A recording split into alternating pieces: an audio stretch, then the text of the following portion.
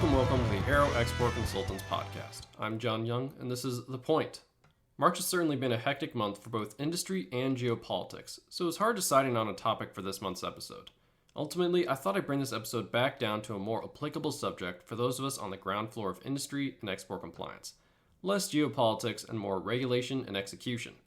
With that being said, I still had a tough time narrowing down what to talk about, so I settled on two interlinked subjects: real-world examples of due diligence and export compliance, and the future of export control enforcement as laid out to Congress. Due diligence is a term you should be sick of by now for all the times you should be hearing it or speaking it on relating to export compliance. It is the check and double check, the follow-up, and sometimes the declining of services that is necessary for a business to remain safe and secure. It's something that we all need despite some protests. And enforcement is the penalty for failure, and examples of it are a warning shot across the bow, the red light that says beware these consequences. Hopefully, this episode will leave you with a better appreciation for these two aspects of export compliance. First, let's talk about due diligence. For this episode, I have a great real-world example to walk you through, which I think perfectly demonstrates how due diligence saved multiple businesses from crippling our national security and saved themselves from disastrous consequences. Just a few days ago, the DOJ sent out a press release titled "Chinese National and Two U.S. Citizens Charged with Conspiring to Smuggle Artificial Intelligence Technology to China." If you're one of AEC's clients and receive our newsletter, this wasn't even the only story on China illegally attempting to acquire US AI technology. So remember this the next time you wonder why I focus on China so much as an adversary in my content. But back to this story. 3 defendants were charged with conspiring to commit smuggling and export control violations and are alleged to have sought millions of dollars worth of export-controlled computer chips from a California-based computer hardware company for illegal shipment to China through Thailand. Now, it's my express opinion that the reason these charges remain within conspiracy and not the actual success of an illicit transfer is due to the due diligence of U.S. entities in protecting their AI tech products. So to set the stage, we have 3 defendants who are currently being charged with these crimes and 2 U.S. companies in California who were their targets. Company 1, a computer hardware company, and Company 2, the manufacturer of the computer chips in question. From the DOJ, quote, "In or about May 2023, Zhang, Kelly, and English, the 3 defendants, began conspiring together to obtain computer servers with export-controlled computer chips from a California-based computer hardware company, Company 1, and ship them to Thailand, with an ultimate destination of China in violation of U.S. law. In doing so, the 3 defendants used the names of Thailand-based companies as the purported purchasers of the computer servers, when in fact the co-conspirators intended for the U.S. origin AI chips to be diverted to China. To give you an idea of the scale of this scheme, English, purporting to act on behalf of a Thailand-based company, ordered 750 computer servers for approximately $170 million from Company 1. Of the 750 computer servers, 600 contained a computer chip that was controlled under the EAR's CCL and required a license for export to China. Out of the 750 computer servers, 600 of them would contain controlled computer chips manufactured by Company 2. The DOJ also mentioned how defendant English, quote, "signed an advanced computing certification, certifying that the computer servers were not destined for China or any other country subject to heightened export requirements, cementing the deceit at the heart of this case." Of course, Company 1 was not immediately suspicious of the transaction. Quote, "In January 2024, English transferred over $20 million to Company 1 as partial payment for the October 2023 order," meaning this transaction was appearing to move forward. However, in January 2024, when discussing via email an upcoming compliance review for the October 2023 order, English asked Company 1 to add Zhang and Kelly to the email thread, which prompted a response from Company 1 noting, among other things, that Zhang's company was based in China and that it was, quote, "odd that no one from the Thailand-based company was in the list of carbon copy recipients." Inconsistencies in the transaction, incomplete information, end-user confusion, worrying third-party inclusion. These are all potential red flags in a transaction, and it appears Company 1 began to notice inconsistencies that tipped them off that something wasn't quite right about this transaction. Company 1 also commented that, quote, "China is an embargoed country restricted by the U.S. government. U.S. companies are restricted from selling to business or end users headquartered in China." Company 1 has to be aware of China due to the industry they are in. Because they are aware of the diversion risk for their particular products, they have a heightened suspicion for any risk factors that crop up during communications with customers, and that is shown quite clearly here. And it's clear that their suspicions ultimately caused them to withdraw from the sale. Quote, in early February 2024, additional review of the October 2023 order was conducted by the California-based manufacturer of the computer chips that would be inside 600 of the servers English had ordered. This review is conducted by Company 2 that we've already mentioned. Company 2's efforts to verify the end user of the computer chips in Thailand were unsuccessful. Ultimately, the October 2023 purchase was not completed. Efforts to verify the end user, a fantastic note of detail in this story. End user certification is perhaps the most important step of due diligence you have to make. Export licenses require knowledge of end use and end user, and even EAR 99 products, the lowest control level, can have restrictions placed on them for certain end uses. Appropriately, many of them specifically with China in mind, I might add. Unfortunately, these certifications can be seen as a nuisance.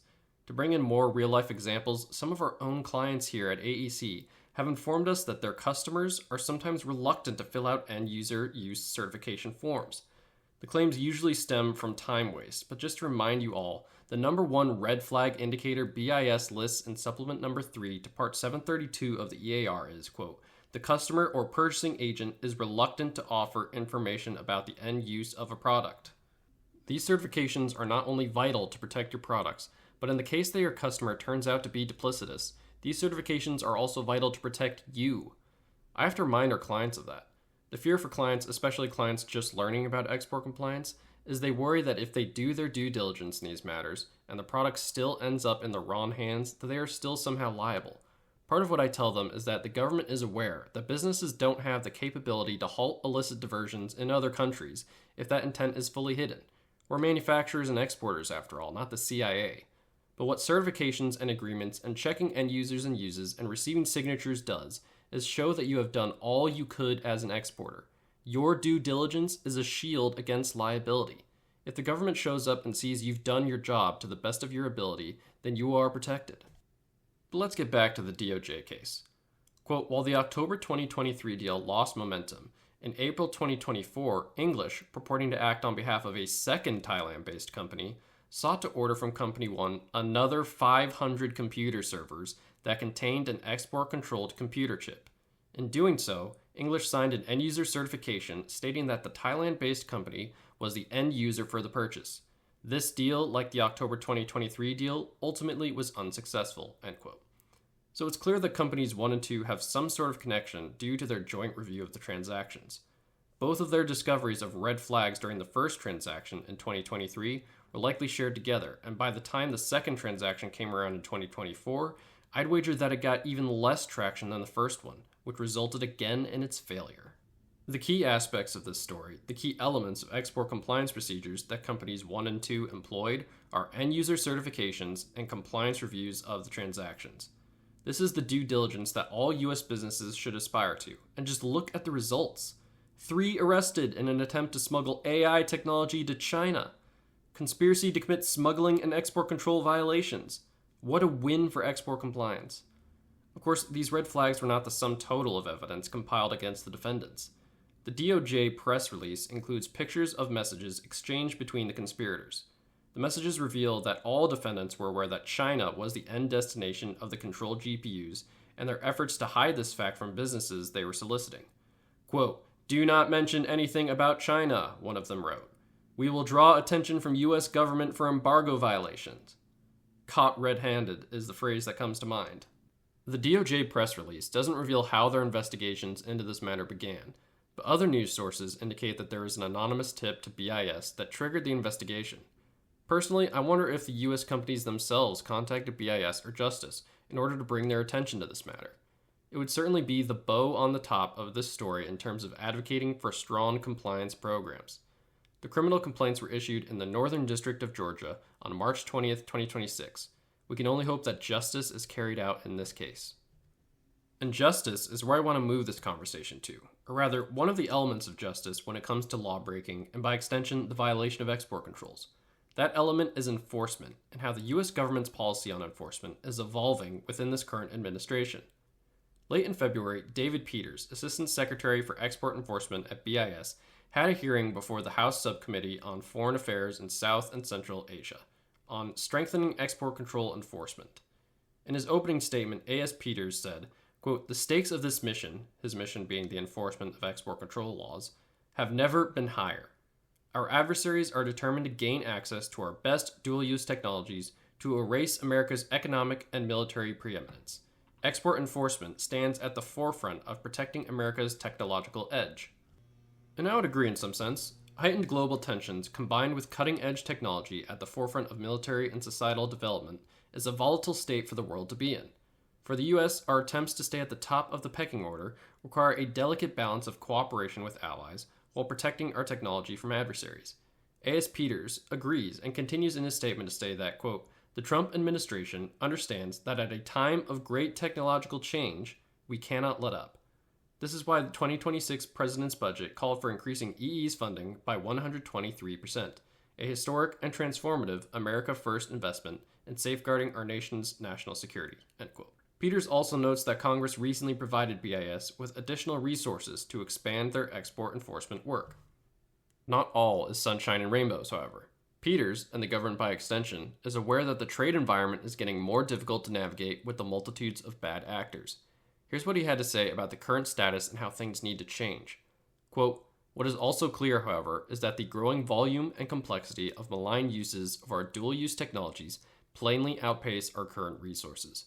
Violators exploit our limited numbers by increasing their diversion activities and by employing increasingly complex international networks to disguise their unlawful activities. This is why we must also look into the deterrence structure we currently operate under. Currently, the maximum financial penalties allowed for violations of the Export Control Reform Act, or ECRA, stand at twice the value of the unlawful transaction, or approximately $374,000, whichever is higher. Compare that to violations of the International Traffic in Arms Regulations, or ITAR, where the Arms Export Control Act authorizes a penalty of up to approximately $1.2 million per unlawful transaction. Simply put, ECRA's financial penalties are not enough to punish and deter bad actors and to create a culture of compliance in companies. The administration welcomes working with the committee to consider the right level of financial penalties under ECRA to incentivize investment in compliance and to impose meaningful costs on violators. This will play a significant role in creating the kind of deterrence necessary to address the seriousness of this threat," end quote. So in conclusion, enforcement is hopefully going to be getting an upgrade because it clearly needs one. A few $1 million in penalties are not going to put a dent in some of these billion-dollar companies. If there are willful, knowing violations taking place, the government shouldn't be afraid to throw the book at them. Penalties are a deterrent, one we can and should use. I hope this episode reinforced the importance of some aspects of export controls and the procedures you should be enacting if you are a manufacturer or compliance professional. Our certifications, our screening, our reviews, our due diligence are shields for sensitive technology and our own business. And now, hopefully, the government will reinvigorate their own contributions of enforcement to truly strengthen the overall compliance apparatus. If you follow strong procedures and carefully review your transactions for potential red flags, I guarantee that your security will benefit from it. Thanks for listening, and remember that for all your questions and export compliance needs, contact us here at Aero Export Consultants. Research done right, compliance made simple. I'm John Young, and this has been The Point.